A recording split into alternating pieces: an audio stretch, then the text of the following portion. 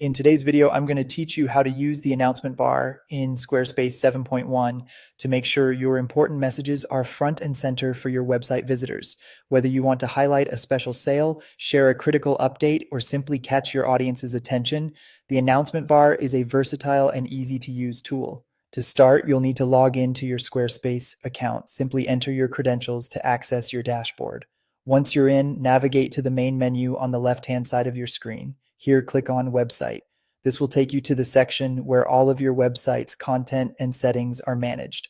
Next, look for the Pages option in the menu. Clicking this will give you an overview of the different pages and sections available on your website. From here, we're going to focus on a specific feature, so locate and select Marketing Tools.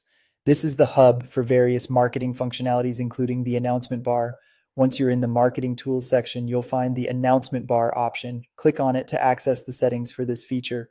Right away, you'll see the option to enable or disable the announcement bar. To activate it, simply toggle the Enable Announcement Bar setting to the On position. This will make the announcement bar visible on your website's pages. After enabling the bar, you'll need to enter your desired message. There's a text field where you can type your announcement. Be concise but clear in your message to ensure it grabs attention without overwhelming your viewers.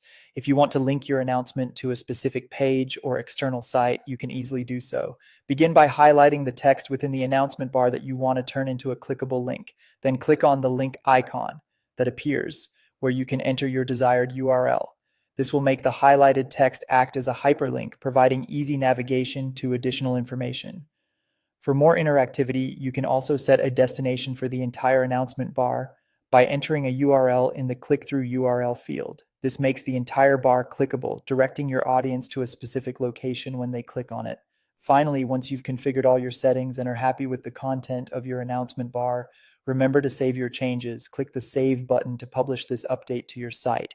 Now, your announcement bar will be live, helping you effectively communicate important information to your audience in real time.